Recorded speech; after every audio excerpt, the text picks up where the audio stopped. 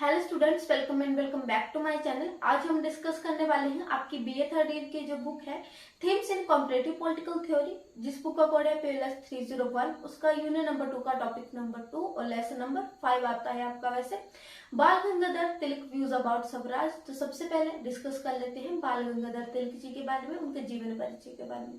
तो बाल गंगाधर तिलक जी का जो जन्म हुआ था वो हुआ था 23 जुलाई 1856 को महाराष्ट्र के कोकणा जिले के रत्नागिरी नगर में हुआ था। तो आप सीधे इतना याद रखें कि महाराष्ट्र जिले के रत्नागिरी नगर में इनका जन्म हुआ था। वे ब्राह्मण वंश से संबंधित थे। उनके पिता एक अध्यापक थे। 10 वर्ष की आयु में उनकी माता की मृत्यु हो गई तथा 16 वर्ष की आयु में उनके पिताजी का स्वर्गवास हो गया। उनका विवाह तापी नाम की एक महिला से हुआ। तिलक एक ऐसे वंश से पैदा हुए थे, एक ऐसे वंश में पैदा हुए थे जिनको भारत की प्राचीन सभ्यता और संस्कृति का विशेष ज्ञान था। तिलक को वेदों, उपनिषदों तथा साथ ही साथ में उनको जो है प्राचीन ग्रंथों का भी गहरा ज्ञान प्राप्त था। संस्कृत का ज्ञान उन्होंने अपने पिताजी से प्राप्त किया। कॉलेज के दिनों में उनकी मित्रता किससे हुई? जी अंगेकर से जो है उनकी मित्रता हुई। किससे? जी अंगेकर से उनकी मित्रता हुई। अब उनके प्रभाव में आकर 1879 में उन्होंने तिलक तथा अंगेकर ने मिशनरी स्कूल वो होते हैं जो अंग्रेजों के द्वारा स्थापित किए गए थे। उन्होंने मिशनरी स्कूल जैसे ही संस्थाओं की तरह स्वदेशी स्कूल स्थापित किए थे। और स्वदेशी स्कूल जो है स्थापित करने का उनका जो निर्णय था वो काफी अच्छा सिद्ध हुआ, क्योंकि उनके इस निर्णय के ही कारण उस जो उनकी संस्था उसमें 500 से अधिक बच्चों ने कुछ इसमें एडमिशन ले ली थी, क्योंकि जो इनके विद्यालय थे वो भारतीय संस्कृति पर आधारित थे। अब इन महान व्यक्ति की स्वर्गवास हुआ था 1 अगस्त 1920 को। तिलक जी का जो है वो स्वर्गवास हो गया था। अब हम 2 मार्क्स का एक आपको क्वेश्चन पूछा जाता है पेपर में मराठा और केसरी पत्रिका के बारे में, तो थोड़ी सी नजर उस पर डाल लेते हैं ताकि अगर आपको पेपर में आए तो आप लिख सके उसके बारे में। तिलक ने अनुभव किया कि उस समय जो भी पत्रिका भारत में आ रही थी वो केवल ब्रिटिश साम्राज्य का गुणगान गा रही थी। 1881 में इसलिए उन्होंने ब्रिटिश साम्राज्य के खिलाफ जाकर 1881 में मराठा, जो कि अंग्रेजी भाषा में उन्होंने प्रकाशित की, तथा केसरी, जो कि मराठी भाषा में उन्होंने प्रकाशित की। ये पत्रिका थोड़े ही समय में सफलता के शिखर छूने लगी, परंतु ब्रिटिश सरकार को इससे काफी ज्यादा तंगी हुई, क्योंकि उनको ये लगा कि ये देश विद्रोही घटनाएं इस पत्रिका में जो है वो छपती जा रही हैं और ब्रिटिश साम्राज्य के विरुद्ध है ये पत्रिका। इसीलिए उन्होंने 1882 में जो है इसी कारण जो है बाल गंगाधर तिलक जी को पहली बार जो है जेल की यात्रा करनी पड़ी। कब गए थे वो? 1882 में। क्या कारण रहा? मराठा तथा केसरी पत्रिका मराठा छपी थी अंग्रेजी भाषा में, केसरी छपी थी आपकी मराठा भाषा में। तो इतनी सी आपने जो है चीज जो है वो याद रखनी है। नेक्स्ट आता है गणपति तथा शिवाजी उत्सव। तो ये भी आपको 2 मार्क्स के लिए क्वेश्चन पूछा जाता है। काफी रैंडम ही क्वेश्चन है, जबकि मराठा तथा केसरी वाला जो क्वेश्चन है वो काफी बार एग्जाम में आया है। तो गणपति तथा शिवाजी उत्सव वर्तमान समय में महाराष्ट्र में गणपति तथा शिवाजी जो उत्सव है वो काफी धूमधाम से मनाए जाते हैं। और इनको इन उत्सवों को जो है वो इतनी धूमधाम से आरंभ करने का श्रेय किसको जाता है? महान देशभक्त बाल गंगाधर तिलक जी को जाता है। 1893 में गणपति उत्सवों को तथा 1896 में शिवाजी उत्सवों को महाराष्ट्र की भूमि पर इनके द्वारा शुरू किया गया था। आरंभ करने का मुख्य उद्देश्य था सामाजिक तथा राजनीतिक एकता लाना। अब जब भी आप देखेंगे कि कोई भी त्योहार मनाया जाता है, फॉर एग्जाम्पल आपके घर में दिवाली मनाई जाती है, तो जो भी परिवार के सदस्य घर से बाहर रहते हैं तो वो सभी घर में आ जाते हैं। तो इसी प्रकार बाल गंगाधर तिलक जी का इन उत्सवों को शुरू करने का यही एक प्रयास था कि गणपति तथा शिवाजी जो भी उत्सव मनाएंगे एकत्र होकर, तो लोगों में एकता की भावना आएगी और लोग जो है अपने अधिकारों के प्रति जो है वो जागरूक होंगे और लोग एक दूसरे को समझेंगे, एकता का जो है प्रचार होगा। तो इन उत्सवों ने महाराष्ट्र के लोगों में इतनी जागृति ला दी कि वे सभी राजनीति के प्रति जो है वो जागृत हो गए। आधे अंग्रेज सरकार इन उत्सवों को राज्य के विरुद्ध विद्रोह की भावना फैलाने वाले साधन जो वो समझने लगी, परंतु ये वो इन उत्सवों को बंद नहीं कर पाए थे। अब मेन क्वेश्चन आता है स्वराज्य। ये 5 नंबर के भी पूछा जा सकता है, 10 मार्क्स के लिए भी पूछा जा सकता है स्वराज्य। अब क्वेश्चन ऐसे पुट होना होगा कि बाल गंगाधर तिलक के बारे में आप क्या जानते हो और उनके स्वराज संबंधी विचारों के बारे में लिखें। वैसे तो इसके 4 ही पॉइंट्स है, बट आप जो है वो जो भी मैंने आपको कॉन्सेप्ट बताया उसको थोड़ा थोड़ा अगर आप लिखेंगे तो ये 10 मार्क्स का क्वेश्चन जो है वो बन जाएगा। तो स्वराज शब्द का सबसे पहले अर्थ जान लेते हैं। तिलक जी का कहना है कि स्वराज शब्द उतना ही पुराना है जितने की आर्य सभ्यता। इसका वर्ण जो है ऋग्वेद में मिलता है। स्वराज प्रचार से ही तिलक ने राष्ट्रीय आंदोलनों को जन आंदोलन बनाया। तिलक ने स्वराज शब्द से भारत के लोगों को देश प्रेम की भावना उत्पन्न की। अब तिलक जी ने स्वराज शब्द से भारत के लोगों में देश प्रेम की भावना उत्पन्न की, और इसी कारण जो वो तिलक जी कहते हैं कि स्वराज मेरा जन्मसिद्ध अधिकार है और मैं इसे लेकर रहूंगा। एक बार उन्होंने लखनऊ अधिवेशन में भी कुछ शब्द बोले थे जो इस प्रकार है, स्वराज की अनुपस्थिति में हमारा जीवन तथा धर्म जो है वो व्यर्थ है। अब स्वराज की प्राप्ति के साधन उन्होंने 4 प्राप्ति के साधन बताए हैं। आप भी मेरे साथ रिपीट करेंगे इन शब्दों को, जो पॉइंट्स मैं बोलूंगी। सबसे पहले स्वदेशी का प्रचार, विदेशी वस्तुओं का बहिष्कार। मैं फिर से पॉइंट रिपीट कर रही हूँ, स्वदेशी का प्रचार, विदेशी वस्तुओं का बहिष्कार, शांतिपूर्ण निष्क्रिय विरोध, शांतिपूर्ण निष्क्रिय विरोध, और लास्ट आपका आता है राष्ट्रीय शिक्षा। तो ये इसके 4 पॉइंट है, आप भी पीछे पीछे बोलेंगे। सबसे पहला पॉइंट क्या है, आप टाइप कर दीजिए कमेंट सेक्शन में जल्दी से। सबसे पहला पॉइंट है स्वदेशी का प्रचार, विदेशी वस्तु, मैं ऐसे समझा देती हूँ। सबसे पहले हम क्या करेंगे, स्वदेशी वस्तुओं का प्रचार करेंगे। जो चीजें हमारे भारत में बनी है उन चीजों का हम प्रचार करेंगे। अब जो चीजें भारत के बाहर से आ रही है, विदेशी वस्तुओं का बहिष्कार कर देंगे। शांतिपूर्ण निष्क्रिय विरोध, शांतिपूर्ण रूप से विरोध करेंगे। और लास्ट में क्या करेंगे, अब ये हमने सब चीजें कर ली तो हमें क्या हुआ, राष्ट्रीय शिक्षा उत्पन्न हुई।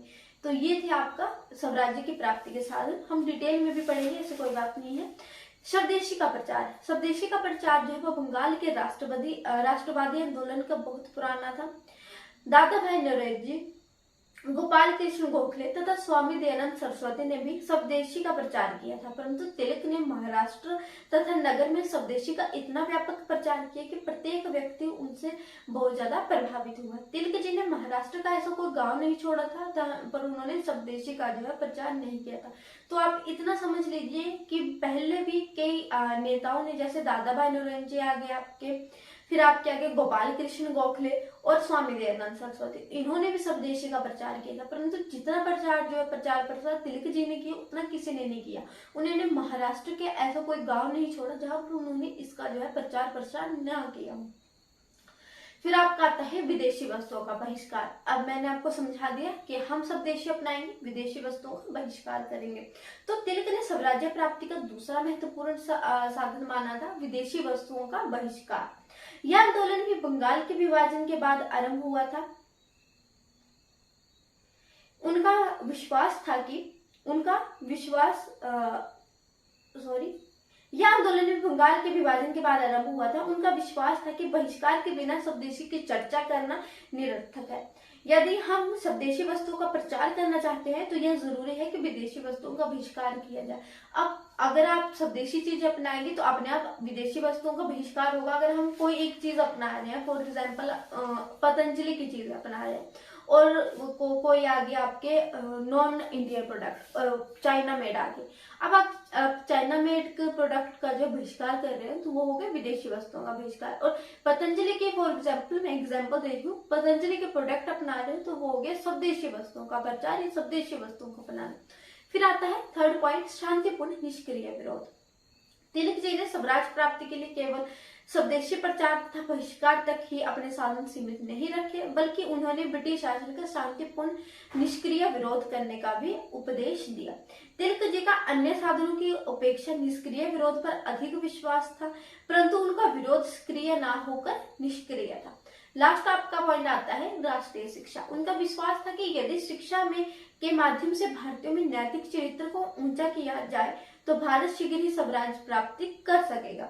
वे नैतिक शिक्षा के साथ साथ धर्मनिरपेक्ष शिक्षा के भी जो थे समर्थक थे। तो वो चाहते थे कि भारतीयों को राष्ट्रीय शिक्षा प्रदान की जाए, राष्ट्रीय शिक्षा में भारतीयों को जो है वो स्वराज प्राप्ति के बारे में बताया जाए, उन्हें नैतिक शिक्षा प्रदान की जाए, धर्मनिरपेक्षता की शिक्षा प्रदान की जाए।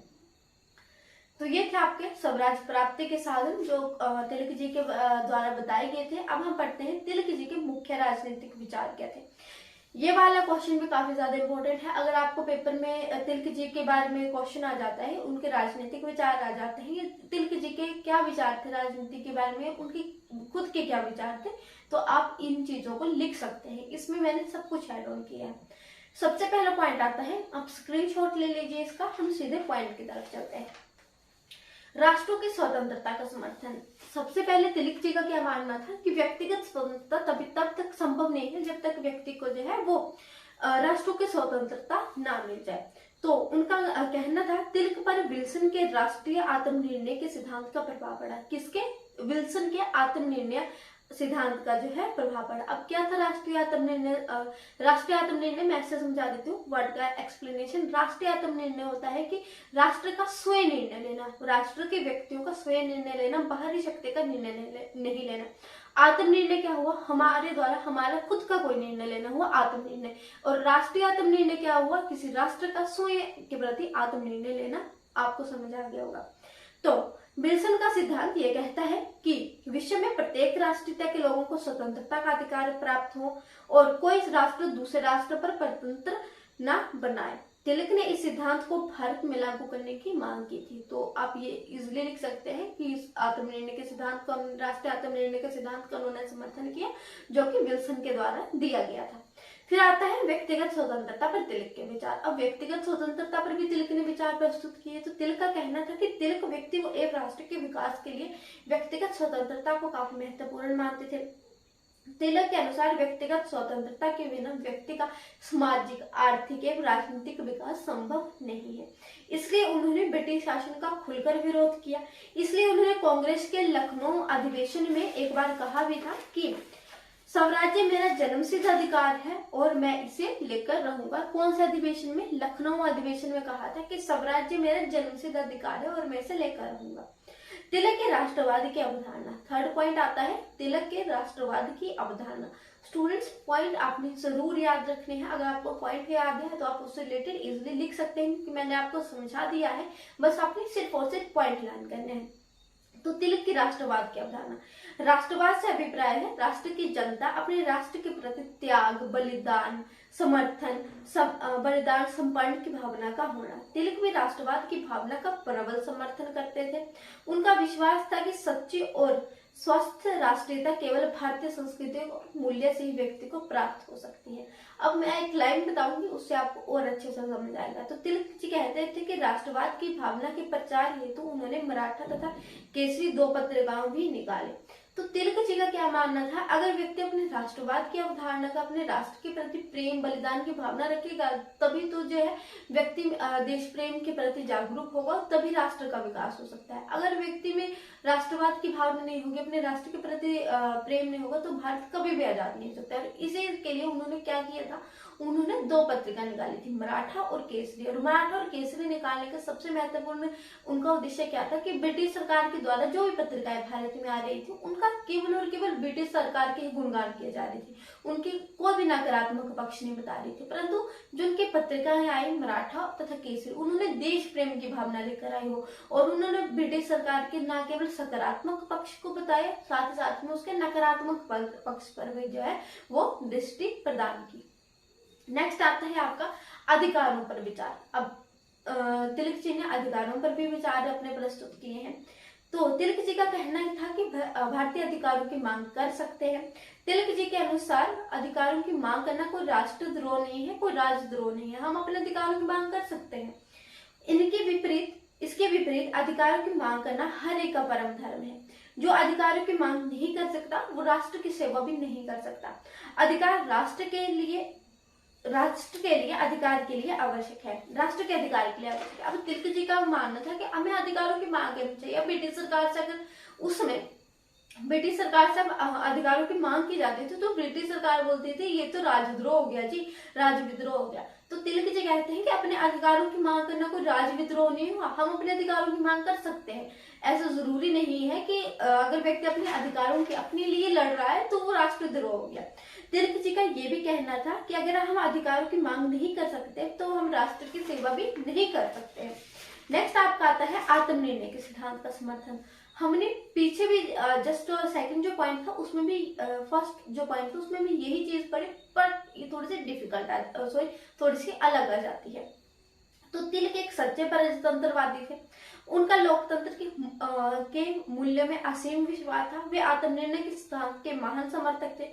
वे भारत में आत्मनिर्णय का अधिकार जो है दिलाना चाहते हैं।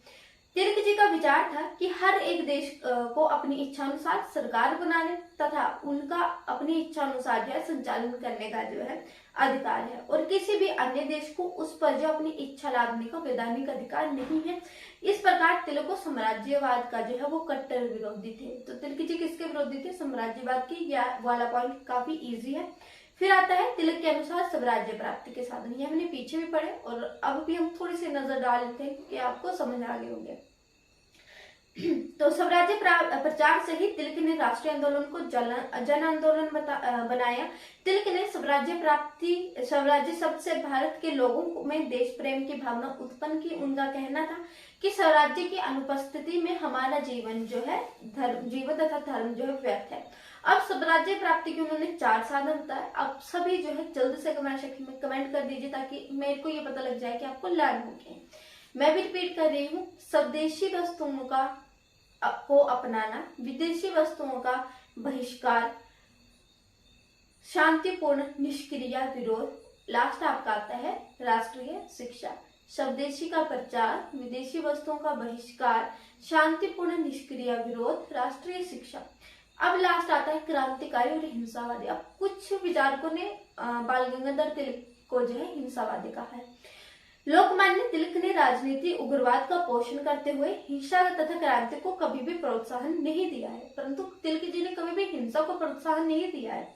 तिलक के विरोधियों तथा उनके राज दर्शन के विदेशी व्याख्याताओं ने उन पर क्रांतिकारी और हिंसावादी होने का आरोप लगाया है, परंतु वो कभी भी हिंसा का जो है वो विरोध नहीं करते हैं।